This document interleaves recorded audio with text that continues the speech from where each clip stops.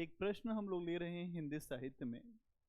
उपन्यासों की श्रृंखला चल रही है, उपन्यासों से जुड़े हुए कौन से प्रश्न हैं। और अभी तक हम लोगों ने देखा कि गोदान से जुड़े हुए प्रश्न कैसे आपको लिखने हैं। इसके अलावा हमने ये भी देखा था कि जो दिव्या उपन्यास से जुड़े हुए प्रश्न, उसी श्रृंखला में हम आगे बढ़ रहे हैं और हम आज देखने वाले हैं मैला आंचल, जो एक आंचलिक उपन्यास है, उससे जुड़ा हुआ प्रश्न और कैसे उसके उत्तर को लिखेंगे। तो आंचलिक उपन्यास की परंपरा में मैला आंचल की सर्वश्रेष्ठता के कारणों पर विचार कीजिए। क्योंकि मैला आंचल एक आंचलिक उपन्यास है और आंचलिकता इसमें कूट कूट कर भरी हुई है, और आंचलिक उपन्यासकारों के लिए एक तरीके से आप कहें तो ये आईना है कि आंचलिक उपन्यास कैसे लिखा जाता है। आंचलिक उपन्यासकारों के लिए मैला आंचल एक कसौटी भी है। तो इसी प्रश्न को हम लोग लेने जा रहे हैं और इस पर कैसे उत्तर लिखेंगे, तो सबसे पहले हम लोग इसको देखें। तो एक लाइन में आप ये बताएंगे कि मैला आंचल जो उपन्यास है, अगर हम देखें तो आंचलिक उपन्यासों की श्रृंखला में ये सबसे ऊपर रखा जाता है। तो आप बताएंगे मैला आंचल उपन्यास आंचलिक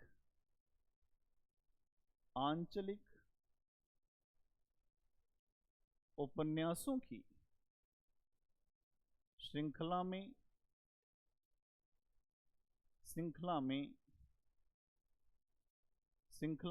सर्वोच्च स्थान पर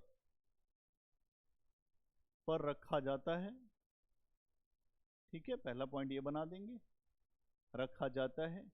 अब क्यों रखा जाता है, अब इस पे हम बात करेंगे। फिर आप बताएंगे कि ऐसा रचनात्मक स्वरूप जो मैला आंचल में हमको दिखाई देता है, हमें वैसी आंचलिकता को बेहतर तरीके से प्रस्तुत करने का प्रयास और किसी में नहीं दिखाई देता। आगे आधार बनाएंगे कि इसकी सर्वश्रेष्ठता का आधार क्या है। अब हम इस पे आ रहे हैं। इसकी सर्वश्रेष्ठता अब यही लिखेंगे। इसकी सर्वश्रेष्ठता का आधार,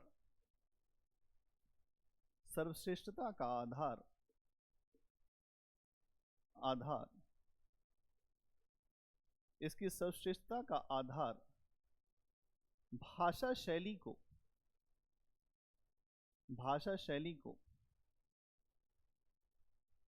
माना जाता है। इसकी भाषा शैली इतनी धारदार है, अगर आप देखें तो यहां पर भाषा शैली में हर प्रकार के प्रयोग आपको दिखाई देंगे। लोकगीत, लोक संगीत, हर चीज इसकी भाषा में। यहां हमें लोकगीत, लोक संगीत,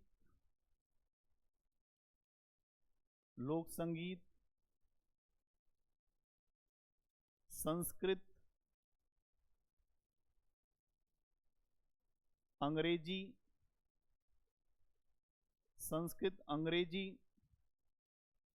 और अगर हम देखें तो जो भी लोक प्रचलित शब्द हैं उनका इस्तेमाल इस उपन्यास में आपको मिलेगा। अंग्रेजी तथा लोक प्रचलित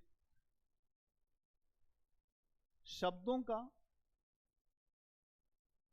लोकगीत और लोक संगीत, लोक प्रचलित शब्दों का प्रयोग दिखाई देता है।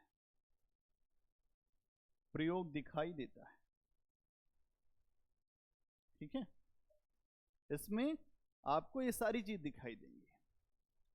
इसके अलावा आप देखेंगे कि यहां जैसे कोई भी आंचलिक उपन्यासकार जब भी लिखेगा तो उसका सबसे ज्यादा प्रयास होता है कि अंचल सबसे ज्यादा महत्वपूर्ण रूप में हमें दिखाई दे। और इसके बाद फणीश्वर नाथ रेणु ने मैला आंचल लिखा। उनके यहां जितना बेहतर रूप से अंचल नायक बनकर सामने आया है, उतना बेहतर अंचल खुद उनके द्वारा लिखा गया आंचलिक उपन्यास परती परिकथा में नहीं दिखाई देता। मतलब अगर आप देखें तो बहुत सारे लोग जो बाद में आंचलिक उपन्यास लिखते हैं, उनके यहाँ भी आंचलिकता का जो आधार होना चाहिए वो आधार उतना मजबूत नहीं दिखाई देता जितना मैला आंचल में हमें दिखता है। तो अगला पॉइंट ये भी बना देंगे, ये बनाएंगे, क्या बनाएंगे कि किसी भी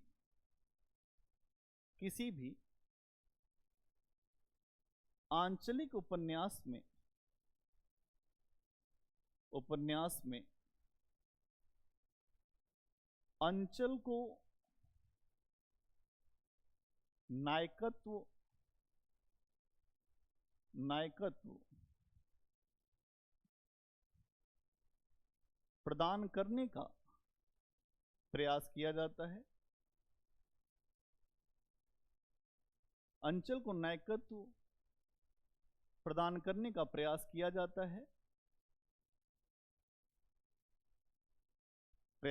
जाता है, लेकिन जैसा अंचल को नायकत्व इस उपन्यास में मिला है वैसा और कहीं नहीं दिखाई देता।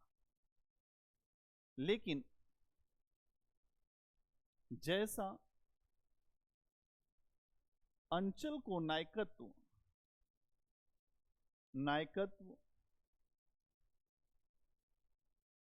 इस उपन्यास में दिखाई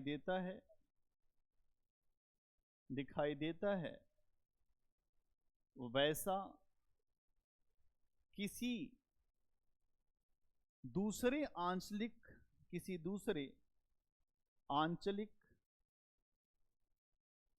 उपन्यास में नहीं दिखता, नहीं दिखता है ना। उदाहरण के लिए बहुत सारे नाम भी हम लिख सकते हैं, जैसे अगर आप देखें तो रामदरस मिश्र, शैलेश मटिहानी, शिव प्रसाद सिंह।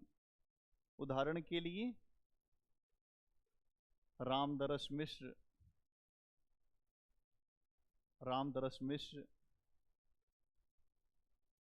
शैलेश मटियानी आदि को देख सकते हैं, है ना, देख सकते हैं। इन लोगों के द्वारा भी आंचलिक उपन्यास जो लिखे गए, लेकिन जितना अंचल को महत्व रेणु जी दे पाए हैं उतना महत्व कोई नहीं दे पाया, और स्वयं खुद भी आगे जब वो लिखते हैं तो वो खुद भी नहीं दे पाए। ठीक है, फिर आप देखेंगे अगली बात बताएंगे कि आंचलिक उपन्यासकार की सबसे महत्वपूर्ण जिम्मेदारी क्या होती है। तो उसकी जिम्मेदारी क्या होती है कि यथार्थ को बिना किसी वैचारिक पूर्वाग्रह के प्रस्तुत करना। अगला पॉइंट बनाएंगे, आंचलिक उपन्यासकार की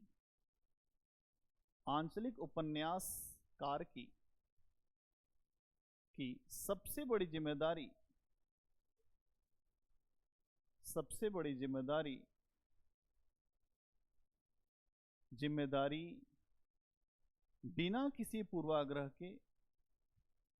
बिना किसी पूर्वाग्रह के यथार्थ को प्रस्तुत करना।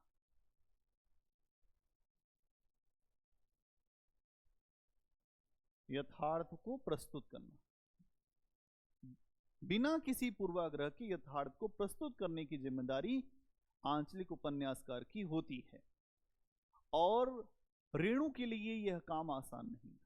फणीश्वरनाथ रेणु खुद एक समाजवादी विचारधारा के व्यक्ति थे, और अपनी विचारधारा से तटस्थ रहना, अलग हट के लिखना यह आसान नहीं था।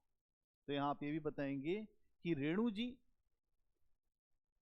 जी स्वयं समाजवादी विचारधारा से जुड़े थे, किंतु इसके बाद भी इस उपन्यास में इस उपन्यास में उन्होंने तटस्थता बनाए रखी। क्या किया? किसी विचारधारा को आप मानते हो, लेकिन जब आप कोई ऐसा उपन्यास, कोई कहानी, जो कुछ लिख रहे हैं, उसमें आपकी विचारधारा थोपी हुई नहीं लगनी चाहिए। तो लेखक स्वयं अपनी विचारधारा से तटस्थ होकर लिख रहे हैं। अगर आप देखेंगे तो उन्होंने अपने प्राकथन में, या अगर हम देखें तो भूमिका में, इस बात को स्पष्ट भी किया है कि मैं किस प्रकार मैला आंचल को लिख रहा हूं और मेरी क्या सोच है मैला आंचल को लेकर। तो अगला पॉइंट बनाएंगे कि भूमिका में रेणु जी ने भूमिका में इस बात को स्पष्ट भी किया है। क्या कहा है? इसमें फूल भी है, क्या है? इसमें फूल भी है, इसमें सूल भी है,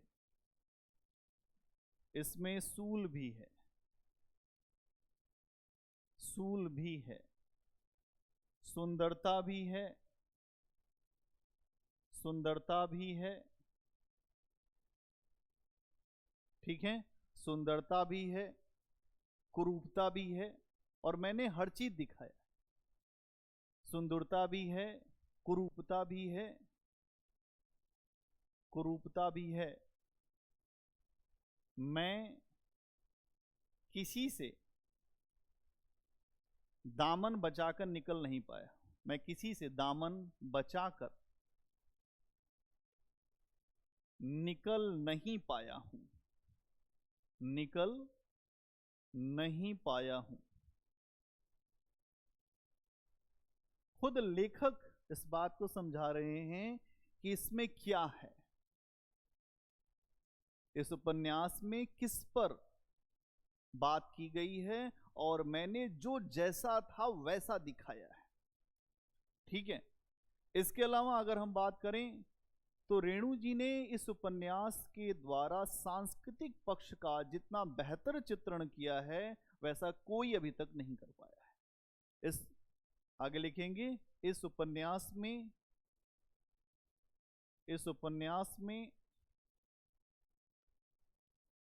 रचनाकार के द्वारा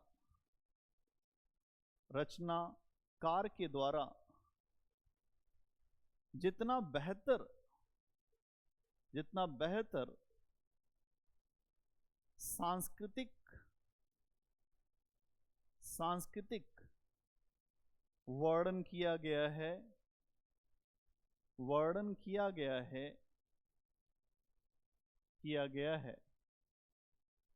वह अभी तक अगर हम देखें तो वैसा कोई और नहीं कर पाया है। किया गया है वैसा कोई और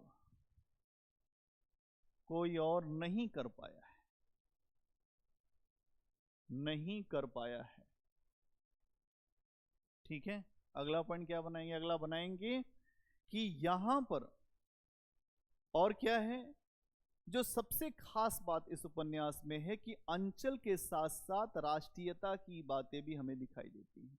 आमतौर पर लोग ये सोचते हैं कि जहां अंचल की बात होगी, जहां क्षेत्रीयता की बात होगी, वहां राष्ट्र की बात कैसे हो सकती। आपने देखा होगा कि क्षेत्रीयता के जब मुद्दे आते हैं तो लोग राष्ट्र के मुद्दे भूल जाते हैं। जैसे अगर मैं एक उदाहरण से आपको समझाऊं कि तमिलनाडु का अपना इंटरेस्ट क्या है, क्षेत्र के हितों से जुड़ा, और जब राष्ट्र की भी बात आई कभी कुछ मुद्दों को लेकर, जैसे श्रीलंका के साथ संबंधों को लेकर, तो वहां वो अपने क्षेत्रीय मुद्दों को ज्यादा हावी करने लगे। तो आमतौर पे ये माना जाता है कि क्षेत्रीयता का जो मुद्दा होता है वो राष्ट्र के मुद्दे से अलग होता है, दोनों एक दूसरे के विरोधी हैं। लेकिन अब एक अंचल की बात उठाकर स्वयं रेणु जी ने राष्ट्र के मुद्दे को कैसे समेकित किया है, इससे समझना होगा। और इस उपन्यास में ये भी काम बखूबी हुआ है। इसीलिए आप देखेंगे कि यहां सर्वश्रेष्ठ आंचलिक उपन्यासों की अगर जो सीक्वेंसिंग होगी, जो उसमें स्थान दिया जाएगा, तो सबसे ऊपर का स्थान मैला आंचल के लिए आरक्षित है ना। तो यहां आपको यही बताना है कि आंचलिकता और राष्ट्रीयता के मुद्दे जो विरोधी होते हैं, लेकिन उस मुद्दे को भी कैसे लेखक के द्वारा साधा गया है। आंचलिकता और राष्ट्रीयता, आंचलिकता और राष्ट्रीयता के मुद्दे आमतौर पर एक दूसरे के विरोधी प्रतीत होते हैं, किंतु लेखक ने इस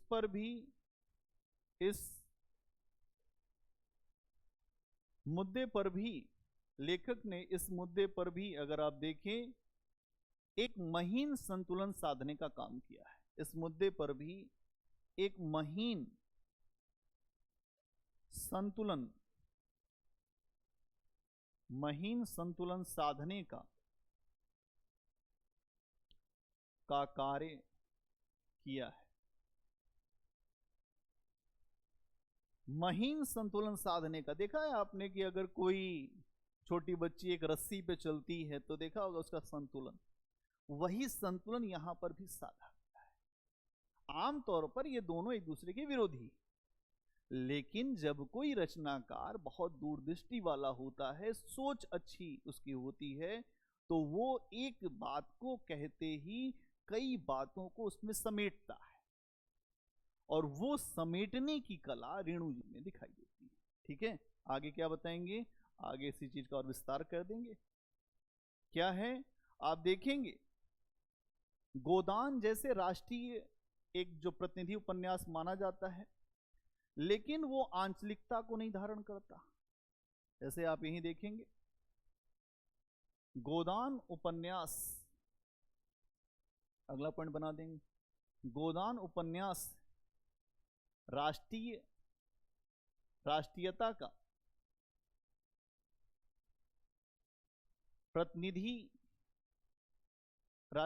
प्रतिनिधि गोदान उपन्यास को राष्ट्रीयता का प्रतिनिधि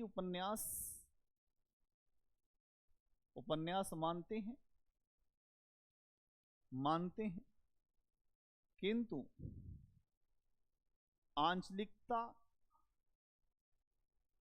आंचलिकता वहां हमें नहीं दिखाई देती है। क्या होता है, नहीं दिखाई देती है। ठीक है, और अगर आप देखें तो कुछ ऐसे उपन्यास हैं जो आंचलिक हैं। जैसे अगर हम देखें तो उदय शंकर भट्ट का एक उपन्यास है जो आंचलिक है, सागर, लहरें और मनुष्य। वहीं आगे कर दें, वहीं कुछ आंचलिक उपन्यास हैं, वहीं कुछ आंचलिक उपन्यास हैं जैसे उदय शंकर भट्ट, इनका उपन्यास है सागर, लहरें और मनुष्य। सागर, लहरें और मनुष्य, ये उपन्यास जो है अगर आप देखेंगे तो ये आंचलिकता की सीमा को लांघ नहीं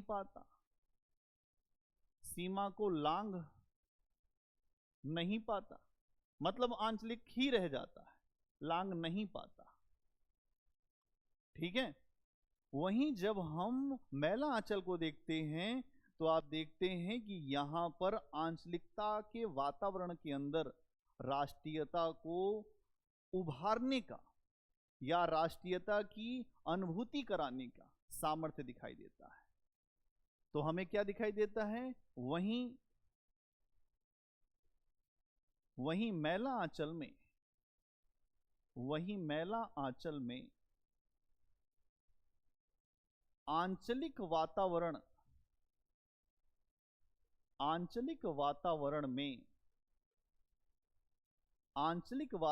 में राष्ट्रीयता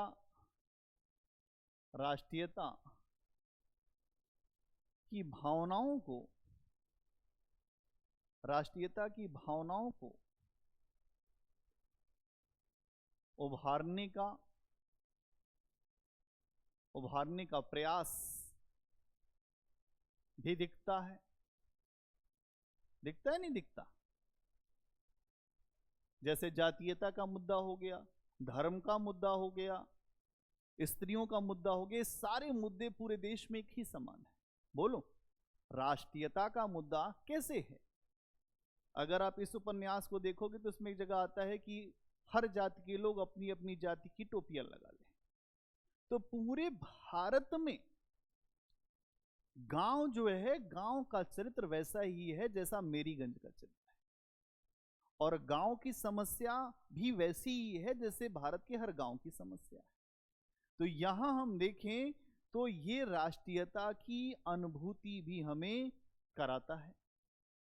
तो हम इस प्रकार से ये कह सकते हैं कि मैला आंचल आंचलिक परंपरा का सबसे सर्वश्रेष्ठ उपन्यास। आप निष्कर्ष दे देंगे कि मैला आंचल उपन्यास आंचलिक परंपरा का सबसे सर्वश्रेष्ठ उपन्यास है, और इसने जो भी आंचलिक उपन्यासों के लिए कसौटियां बनाई हैं, मतलब आप निष्कर्ष दे रहे हैं, फिर आप बताएंगे कि इस उपन्यास ने जो भी आंचलिक उपन्यासों के लिए कसौटियां निर्मित की हैं, आज भी उन्हीं कसौटियों पर उतरने का प्रयास आंचलिक उपन्यासकारों द्वारा किया जा रहा है।